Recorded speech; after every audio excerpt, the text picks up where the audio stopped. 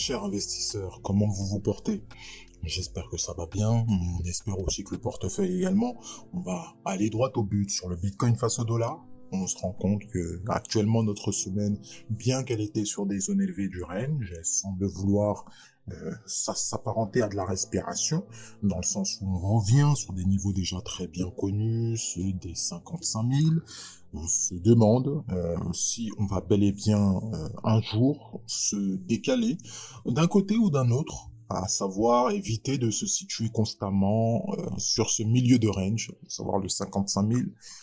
Il est vrai que le cours semble attiré fortement par cette valeur, mais on va essayer d'analyser ce qui semble se dessiner. Dans les unités de temps inférieures, mais juste avant ça, petite revue sur nos indicateurs d'habitude, hein. Ils ne changent pas du tout. Ceci dit, un petit regain baissier. Actuellement, on est passé de 66 à 65. C'est un simple petite baisse de l'indice de force relative. On constate effectivement encore une fois,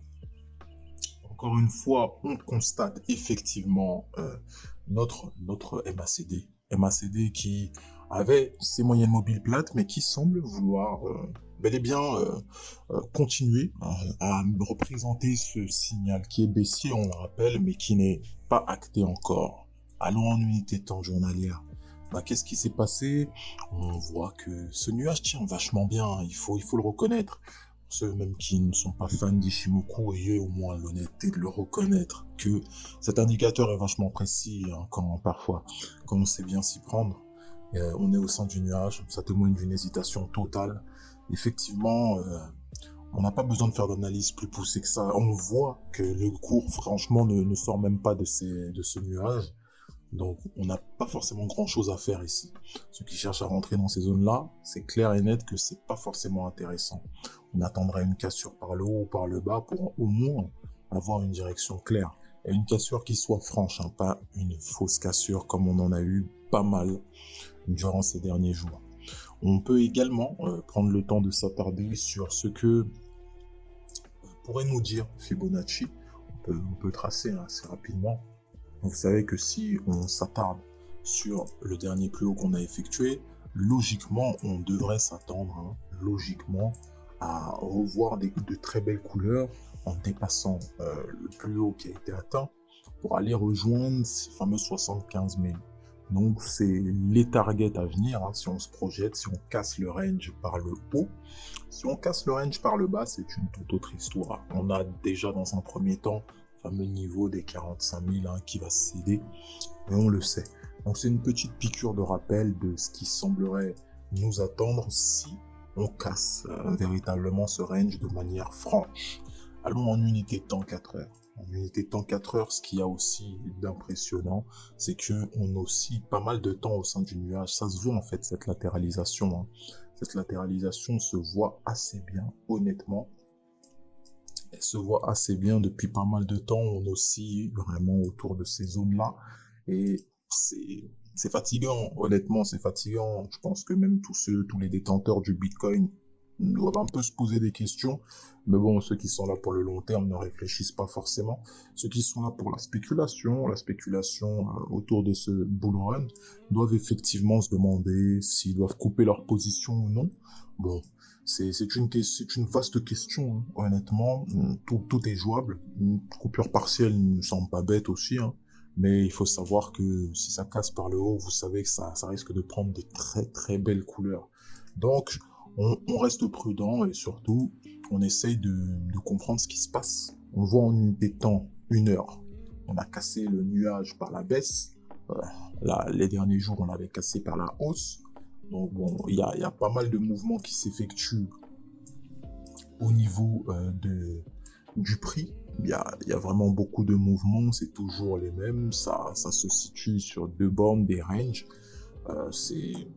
C'est pas forcément évident, pas forcément intéressant, d'autant plus que on va voir qu'il y a eu tout autre mouvement sur l'Ethereum face au dollar. On l'avait dit, une hausse furieuse comme cela, ça ne peut pas forcément... ça peut quand même laisser place à une belle petite respiration, et c'est ce qui s'est passé. Une belle petite respiration durant la journée d'hier, après une consolidation en début de journée, une belle respiration qui nous a quand même amené vers les coups de 3650. On est remonté directement par la suite, ça s'est fait vers 22 heures. On prend le temps également de constater que au niveau d'Ishimoku, ça a été considéré comme une sorte de rebond en unité de temps 1 heure. En unité de temps 4 heures, si vous apercevez, on a tout simplement testé la Tenkan et la Kijun. Bon, et il y a également eu un test d'un niveau fort qui a été créé, celui des 3850 approximativement. Effectivement, si on s'attardait à chercher des signaux d'entrée effectivement dans les unités de temps inférieures, ça pouvait donner ça pouvait donner lieu à de très très beaux rebonds, très très belle dynamique. On voit même en unité de temps journalière que vous apercevez quand même assez bien que on enchaîne les journées qui ressemblent à un doji. Là, ça ressemble à de l'indécision. Il faut faire attention. Ça ressemble à de l'indécision et ça commence à être évident. D'accord? Les journées comme ça qui s'enchaînent sous forme de doji comme ça, soit on continue très très fort, soit tout simplement on va consolider, on va revenir un petit peu à la réalité, notre bon vieux Ethereum qu'on connaît, ou bien ça sera tout le contraire. Mais en tout cas, ça c'est de l'indécision, d'accord? Il faut rester à l'affût, il faut rester face à ce que le marché vous donne aussi comme signaux et ne pas chercher à interpréter le marché. On peut également s'attarder sur l'unité de temps hebdomadaire. L'unité de temps hebdomadaire, elle est assez claire, d'accord? Certes, on est en train de former un doji, et on est en train de former un doji en unité de temps hebdomadaire, puisque oui, on a commencé très fort, mais comme hier, on a allé faire un petit squeeze au niveau des 3600, quasiment, on voit actuellement que ça nous forme un doji. La semaine n'est pas terminée, clairement, il faut le dire.